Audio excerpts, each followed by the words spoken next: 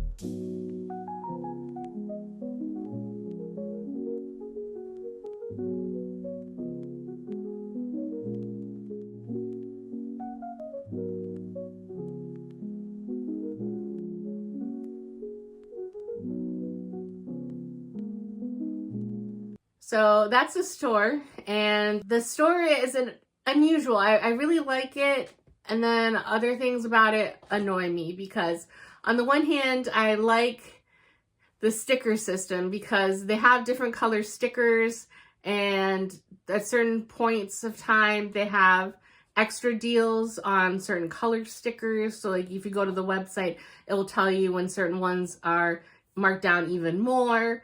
And it seems like this is something that a person like me could go and sell my used books there, or anyone can donate books.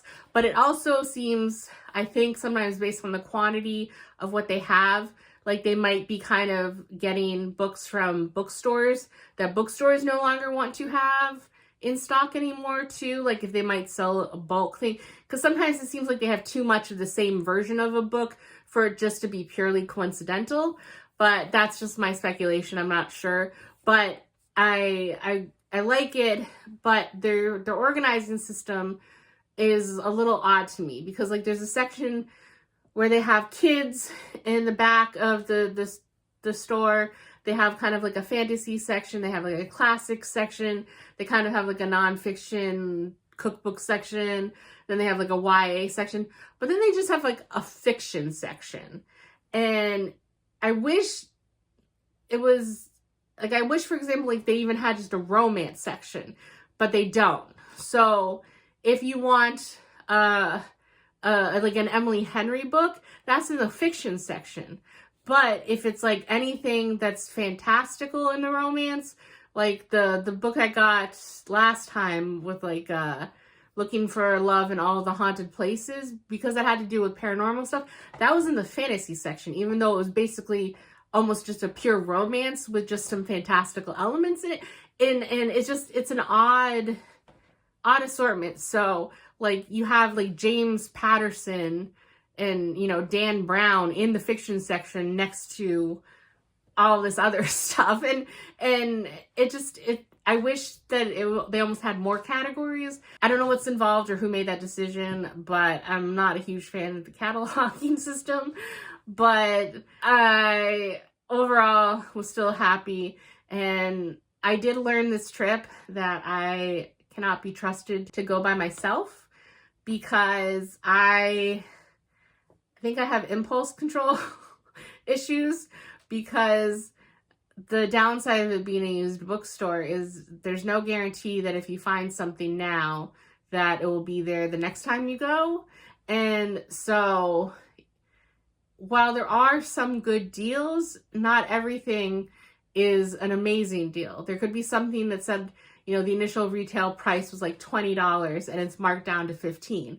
So that's a good deal, but it's not, you know, like 99 cents or anything that you might find like at a thrift store or a yard sale or anything like that. So it's always kind of one of these things where I'm like, it's supporting a local business versus, you know, maybe Amazon or something like that. But on the other hand, it can add up quickly, even with some of the markdowns. And I just kept putting things in my cart, and then I ended up with getting 20 books. I'm excited for a lot of them, and I was super happy with a lot of my finds, but I was kind of sad with how much I ended up having to pay. So first off, let me just do a quick kind of rundown of the books that I found. So for romances, I got a stack. And the first one is The Fake Mate. Mel Reed's mentioned this and it sounded funny, and about fake dating. It has alphas and omegas in it, and I don't know how much I'll like that, but it was only $5.96, so I couldn't really say no at that price. Then I got Meet Me Under the Mistletoe, which sounded really cute, and this was also $5.79. And then A Holly Jolly Diwali. I had to look it up because I knew that would be an Indian holiday, but I wasn't sure exactly what it was or when it was. And it turns out this year that the Diwali was the October 31st and November 1st. So hopefully I can read this soon. But this kind of, I hope to, obviously my priority should be the books I own currently. But at some point I really hope to be more of a diverse reader, read more translated works, more books from different cultures. And so I couldn't pass this up when I saw it, and it was only $5.93, and it sounded really cute and really interesting. So I got this, and then Half a Soul. I've heard a lot about this online, and it really sounded like something I would like. So this one was $7.98. And then not a lot of Emily Henry sounds really super interesting to me, but Funny Story did sound up my alley and sound interesting. And this is one of the ones, like I said, $13.98. So I did get a better deal on it, and it is hardcover, but it's not an amazing deal. It's not like $5 like one of these. Next is I got Dark Matter, which I'd heard about from a YouTuber. I think his username was Smitty something. I'll put it up here, what it is, but it's a sci-fi book, and it sounds very Total Recall, actually. So I'll be curious to see what this is like. And, but this one was $14.39. So again, not an amazing deal, but cheaper than others, and it was there, and it was, basically, I took it as a sign that I'm supposed to have it. The God of Endings. This sounded really interesting. The Night Circus. Hannah from A Clockwork Reader. She used to always mention this book, and it piqued my interest. So when I saw it, I just decided to get it. It was $8.98. Then I also got Spinning Silver and Uprooted, because both of these have been interesting to me for quite some time. And oddly enough, I had just spoken to a friend about these the other day, and she'd read, I believe she read Uprooted and She's the one who I talked to about the Brandon Sanderson books. So we share at least partially a similar taste in books. And she really liked this one. She hasn't read Spinning Silver yet, but they were both there, $7.98 and $8.98. And they are in like perfect condition. So I decided to get them. Somewhere Beyond the Sea. I haven't even read The House by the Cerulean Sea yet. So I had no real need to buy the sequel yet, but it just came out. But it was there, and impulse control. So I ended up buying this. And this one I was a little upset about too, because I got home and I already took away some of it, but it turns out it almost felt like the glue of the binding melted at some point. And there's a little bump here, and there was kind of goo. It was weird. So I wish I had seen that in the store, because I probably wouldn't have bought this copy if I'd known. But it is what it is. It's too far away to return it right now. But I bought this. Then kind of a mix mash of other ones that I've heard of or that I've been interested in for a while. The Inheritance of Orchidia. Not quite sure how to pronounce the name. Divina. And this one sounded really interesting, $7.94. The Lost Apothecary, which is $6.79. The Coven, which, it's funny, I had just been looking at Barnes & Noble when I went to pick up a book recently. They had both this and, what's the sequel, The Cursed or something? They're both there with the pretty edges, and I almost bought it at Barnes & Noble, but they had them at the Used Bookstore. So I was almost tempted to get the sequel as well, but I was at least able to restrain myself from that I don't know if I like this one. Why buy the sequel at this point? But there did also seem to be enough of both of them that if I did go back, that there would probably be a copy of the sequel. So this one, again, wasn't a huge deal. I mean, it says the retail was $29.99. And I got it for $15.98.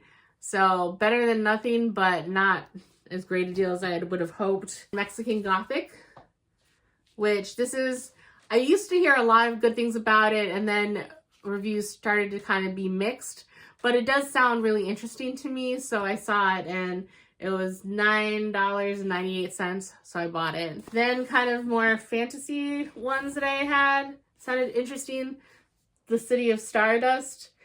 This book cover just called to me. I will freely admit that I judge books by their covers, and I'm a sucker for a good cover. If I see something beautiful on a shelf, I will go pick it up. And granted, if the book sounds horrible or not appealing whatsoever, I will put it back down and just admire the beauty. But if it sounds remotely interesting to me, I'm kind of a sucker for it. Jade City. Heard lots and lots of things about this. There weren't any of the other sequel books there, but I did actually go looking to see if they had a copy of this, because I've heard so many things. I'm like, well, let's just see. And sure enough, there was one copy of Jade City, and neither of the sequels, but just this one copy. So it kind of felt like a sign. So this one was $9.98. And then the last three books I got were kind of in my mythological retelling things, because I like Percy Jackson. I am interested in a lot more myths. Hopefully I want to expand beyond just Greek and look into other cultures, but Ariadne was there, and that sounded really interesting. I've heard some things about this. It seemed interesting to me. This one was $5.96. And then Circe, which a lot of people seem to like. And then another one that was a cover grab that sounded really interesting to me is this one is basically kind of a retelling or a myth about Baba Yaga from Russia, and how she was a half goddess possessing magic, and kind of her story. And it seemed almost kind of like Maleficent was telling things from her perspective, and you're following Yaga and finding out how the myth and the legend of Baba Yaga came to be. And so that sounded really interesting to me. So this one was $8.98. So I ended up picking up this. That is my haul. That I'm still really happy with all the choices I made, but I am upset by how much it all ended up costing, because I did get credit for the books that when you go and you sell books there, you get quoted a price that they're willing to pay for the books, but that can be put on file as store credit, which you just need to tie to your name, and you can use that towards any other purchase, or you can cash out for half the value and you can get cash back.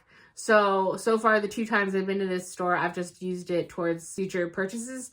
So the money that I earned from selling all my books went to pay for these, but it was only a portion of what I paid overall. And I'm hesitant to admit aloud. I mean, I'm sure anyone who has their calculators can probably kind of do the math, but it was a little over $150 that I spent there for, in the grand scheme of things, for 20 books. But then again, I also gave up books and sold books back. So I don't know. It felt like it was kind of overall worth it for me. And I am supporting a local business. Well, not really local to me, but I am supporting a business. And I don't know. Take it as what you will. But that was my experience and that was my haul. So unfortunately, as I'm making progress through my physical TBR, I just added a whole bunch of other books to it. So I guess I'll have to try and come up with more plans in 2025 about how to get through the physical books I own. But for now, this was my book haul from the Used Bookstore, and I will see you in the next video. Bye.